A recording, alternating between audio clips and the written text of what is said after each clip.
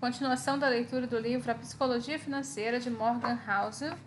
Surpresa! Bem, a história é o estudo da mudança, mas ironicamente ela é usada como mapa para o futuro.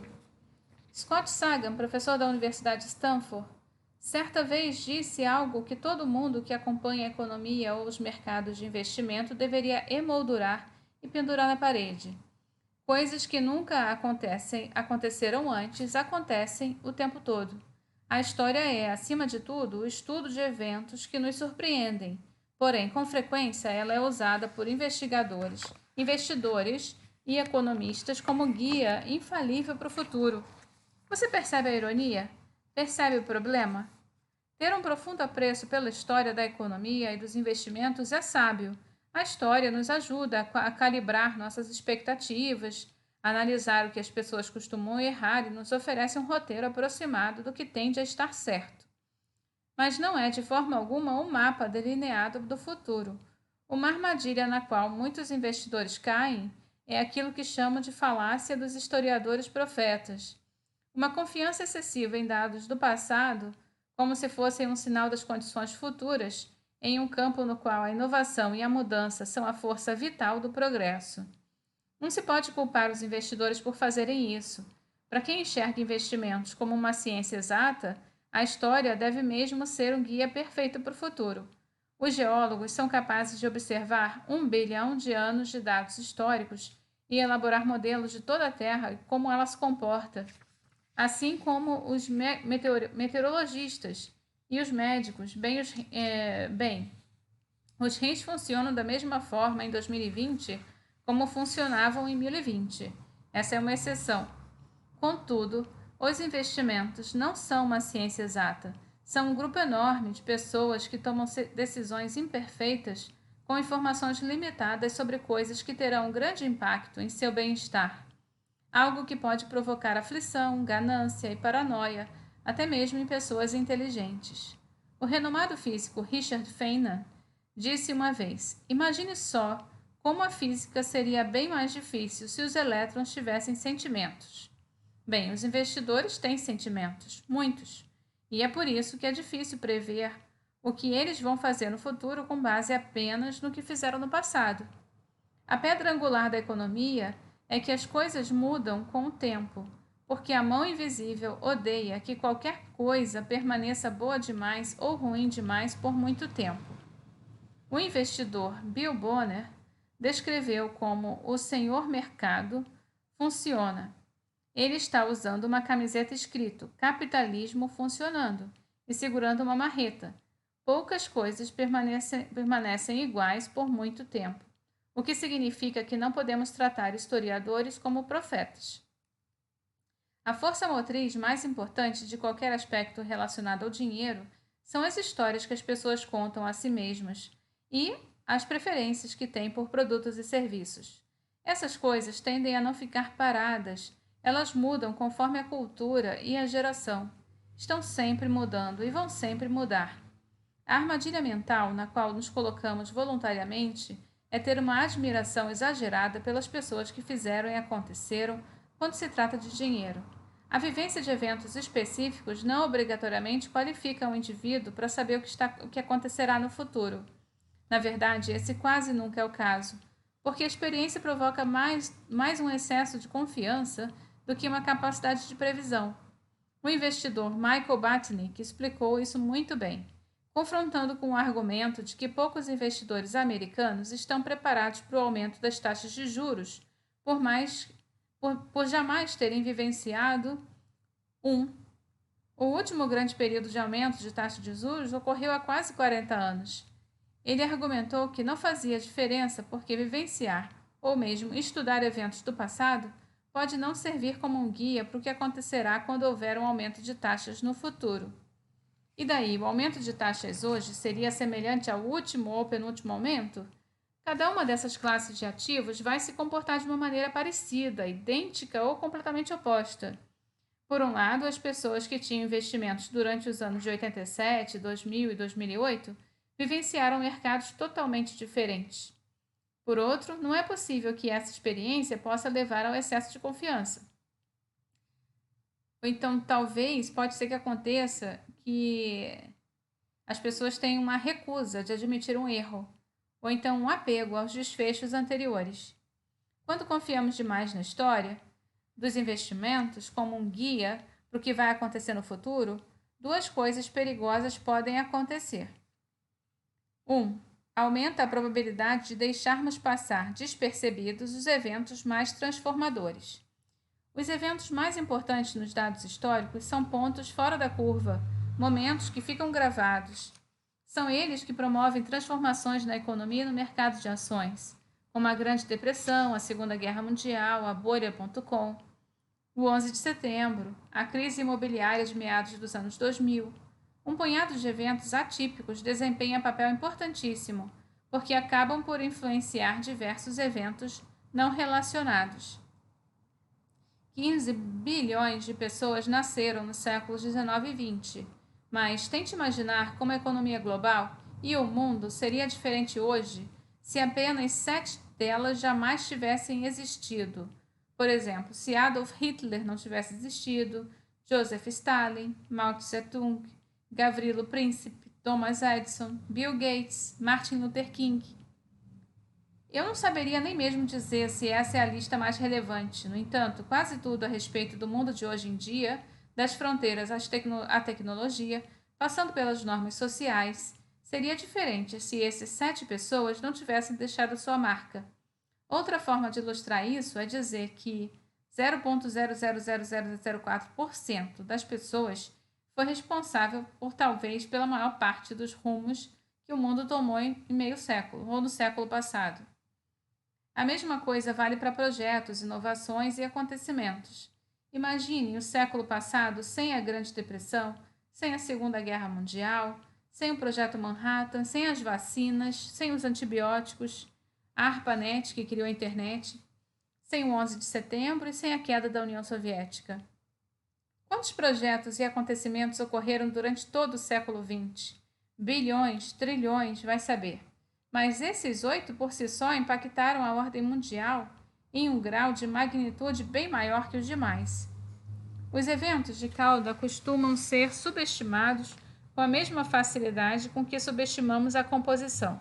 Por exemplo, o 11 de setembro levou o Fed a cortar a taxa de juros, o que ajudou a impulsionar a bolha imobiliária, o que acabou resultando em uma crise financeira e que então afetou a oferta de empregos, o que levou dezenas de milhões de pessoas a buscar uma formação universitária, que por fim resultou em 1,6 trilhão de dólares de empréstimos estudantis, com uma taxa de inadimplência de 10%.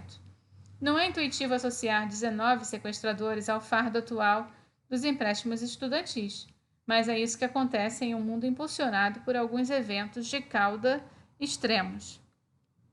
A maior parte das coisas que acontecem em um determinado momento da economia global pode estar ligada a um punhado de eventos passados impossíveis de prever.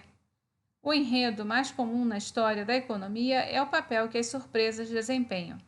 Surpresas não ocorrem porque nossos modelos estão errados ou porque nossa inteligência é baixa. Elas ocorrem porque, na noite que antecedeu, em 9 meses, o nascimento de Adolf Hitler, as probabilidades de que os pais deles brigassem ou que concebessem um filho eram as mesmas. Tecnologia é algo difícil de prever, porque Bill Gates poderia ter morrido de poliomielite se Jonas Salk não tivesse se irritado e desistido de sua busca por uma vacina. O motivo pelo qual não fomos capazes de prever o aumento do volume de empréstimos estudantis é porque um segurança do aeroporto tinha a mesma probabilidade de confiscar ou não a faca usada por um dos sequestradores de 11 de setembro.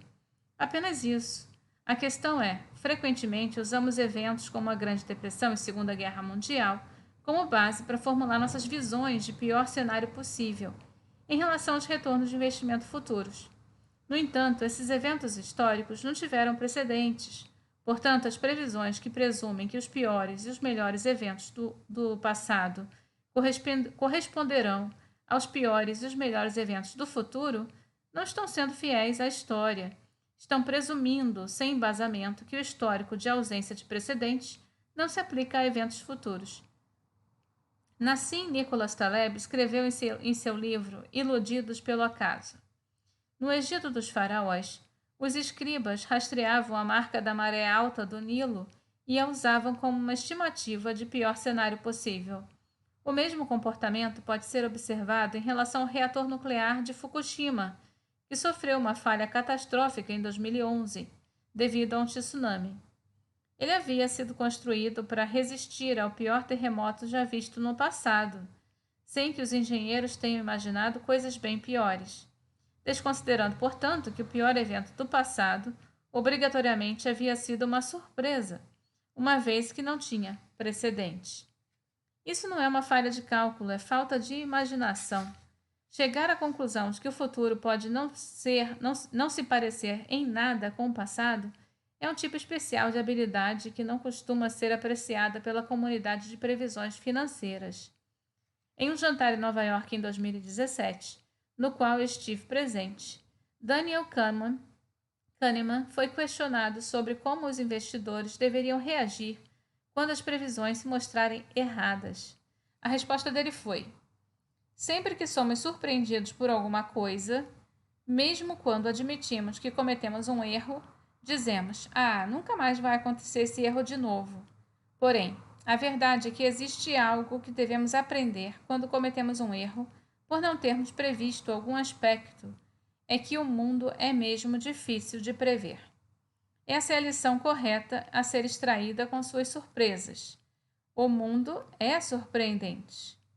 A lição correta a ser extraída como as surpresas é que o mundo é surpreendente, não que devemos usar as surpresas do passado como guia para os limites do futuro, mas que devemos usar as surpresas do passado para admitir que não temos a menor ideia do que pode acontecer no futuro. Os eventos econômicos mais importantes do futuro, os mais transformadores, são coisas sobre as quais a história nos dá pouca ou nenhuma pista. Serão eventos sem precedentes. Essa natureza sem precedentes significa que não estaremos preparados para eles, o que é parte do que os torna tão impactantes. Isso vale tanto para eventos assustadores, como recessões e guerras, quanto para eventos positivos, como inovações. Eu confio nessa previsão porque transformações que motivaram surpresas foi a previsão mais precisa em praticamente todos os momentos históricos. E o item 2 é que a história pode ser um guia enganoso para um futuro da economia e do mercado de ações porque não leva em conta as mudanças estruturais relevantes para o mundo atual. Vejamos algumas das mais importantes. O plano de aposentadoria 401k existe há 42 anos. A conta Roth IRA é mais recente ainda, isso nos Estados Unidos, tendo sido criada na década de 90. Portanto, o aconselhamento financeiro pessoal e a análise sobre como os americanos planejam suas aposentadorias hoje em dia não são diretamente comparáveis ao que fazia sentido para uma geração atrás. Temos novas opções, as coisas mudaram. Ou o capital de risco, por exemplo. Ele mal existia 25 anos atrás. Hoje existem fundos de capital de risco, que sozinhos são os maiores do que a indústria inteira de uma geração anterior. Em suas memórias, o fundador da Nike, Phil Knight, escreveu sobre seus primeiros dias no mundo dos negócios. Não existia capital de risco. Um jovem aspirante a empresário tinha poucos lugares aos quais recorrer. E esses lugares eram todos guardados por porteiros avessos ao risco e sem um pingo de imaginação, ou seja, os banqueiros. O que isso significa, na verdade, é que todos os dados históricos que datam de apenas algumas décadas sobre como as startups são financiadas estão desatualizados. O que sabemos sobre ciclos de investimento e taxas de fracasso em startups não é uma base histórica profunda, da qual podemos tirar alguma lição, porque a forma como as empresas são financiadas hoje em dia é um novo paradigma histórico. Ou as bolsas de valores, por exemplo. O S&P 500 não incluía ações financeiras até 1976. Hoje, elas representam 16% do índice. As ações de empresas de tecnologia eram virtualmente inexistentes 50 anos atrás. Atualmente, elas compõem mais de 1/5 do índice. as regras da contabilidade mudaram ao longo do tempo. O mesmo aconteceu com os comunicados, as auditorias, o grau de liquidez de mercado. As coisas mudaram. O intervalo entre a recessão dos Estados Unidos de 29 mudou drasticamente nos últimos 150 anos, na verdade. O tempo médio entre as recessões cresceu de cerca de 2 anos no final do século XIX para 5 no início do século XX. Então, e 8 anos no último meio século. Enquanto escrevo esse livro, parece que estamos entrando em uma recessão de 12 anos, desde que a última teve início, em dezembro de 2007.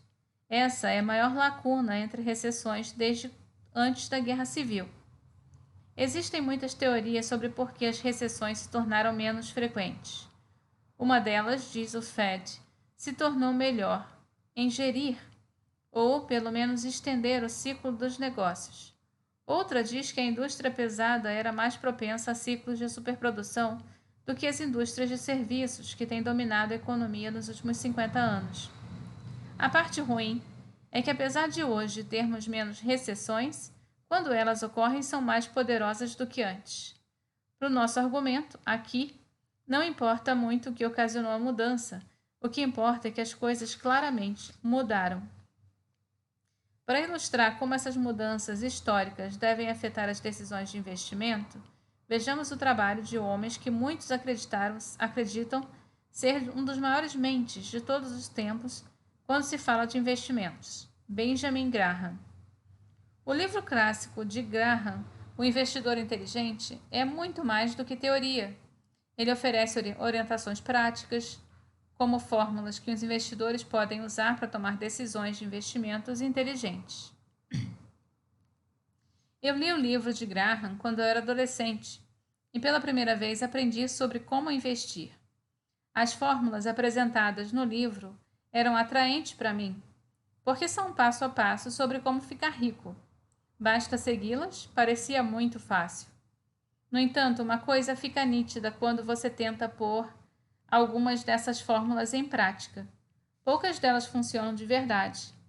Graham defendia a compra de ações que estivessem sendo negociadas por menos do que seus ativos operacionais líquidos. Basicamente, o dinheiro em conta é menos todas as dívidas. Isso parece incrível, mas poucas ações são negociadas tão barato assim, exceto, digamos, a penny stocks acusadas de fraude contábil. Um dos critérios de Graham orientava os investidores conservadores a evitar a compra de ações por mais de 1,5 vezes o valor contábil. Se você seguisse essa regra na última década, não teria comprado quase nada, além de ações de seguradoras e bancos. Não há nenhum universo em que isso seja anormal. O Investidor Inteligente é um dos livros de investimentos mais importantes de todos os tempos. Contudo, não conheço um único investidor que tenha implementado bem as fórmulas prescritas por Graham. O livro é cheio de sabedoria, talvez mais do que qualquer outro já publicado sobre o assunto, mas enquanto guia prático é no mínimo questionável. O que aconteceu? Graham era um showman que soava plausível, mas cujos conselhos não funcionavam. De modo algum. Na verdade, ele era um investidor extremamente bem-sucedido.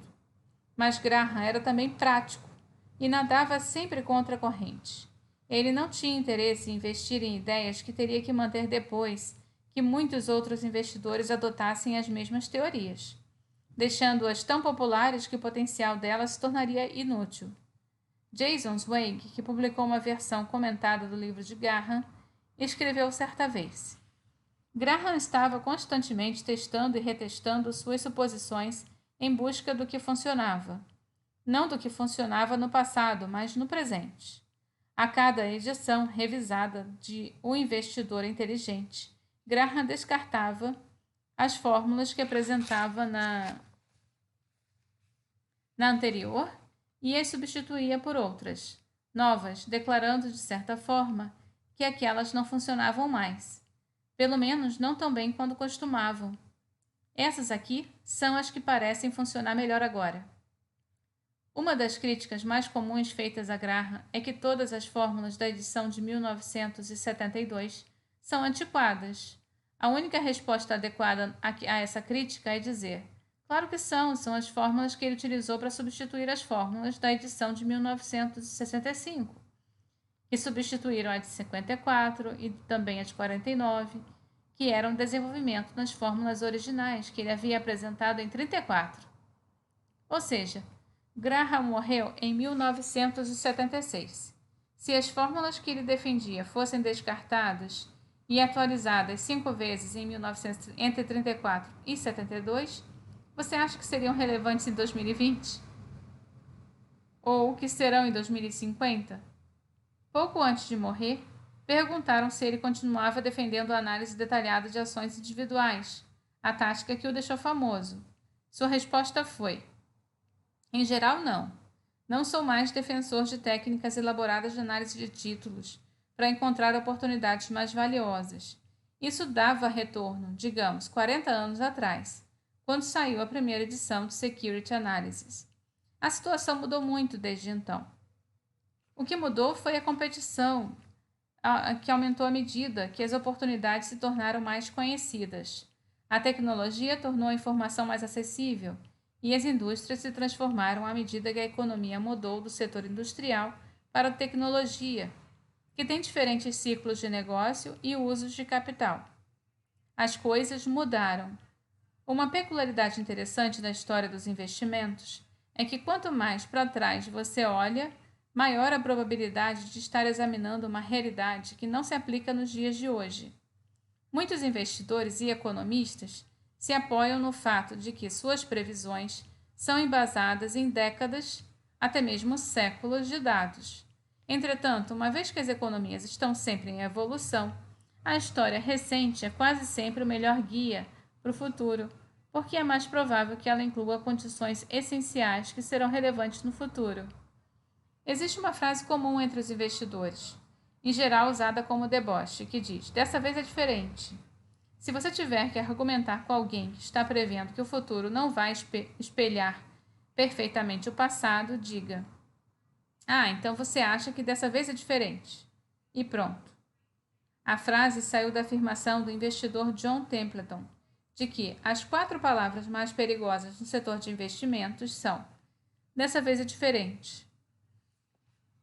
Templeton, no entanto, admitiu que costuma ser diferente em pelo menos 20% das vezes. O mundo muda, é óbvio, e essas mudanças são o que mais importa ao longo do tempo. Michael Batnick afirmou: as 14 palavras mais perigosas no setor dos investimentos são: as 4 palavras mais perigosas no setor dos investimentos são. Dessa vez, é diferente. Isso não significa que devemos ignorar a história ao pensar sobre dinheiro. Contudo, há um detalhe importante. Quanto mais para trás na história você olha, mais genéricas devem ser as lições que você tira. Noções gerais sobre as relações das pessoas com a ganância e com medo, sobre como se comportam sob estresse e sobre como respondem aos incentivos, tendem a ser estáveis no tempo. A história do dinheiro é útil para esse tipo de coisa. Porém, tendências específicas, negócios específicos, setores, relações causais específicas sobre as bolsas e que as pessoas devem fazer com seu dinheiro são sempre um exemplo de trabalho em andamento. Historiadores não são profetas. A questão que fica então é como devemos pensar e planejar o futuro. Bem, depois ele vai continuar falando sobre isso. O próximo capítulo fala sobre margem para imprevistos. Tchau, tchau.